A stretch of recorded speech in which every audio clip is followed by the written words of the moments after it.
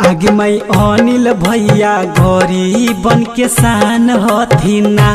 आगे माई अनिल भैया गरीबन के शान हथिना। आगे माई अनिल भैया गरीबन के शान हथिना।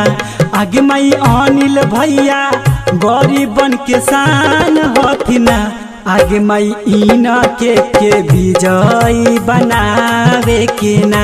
आगे माई इना के विजयी बनावे के ना।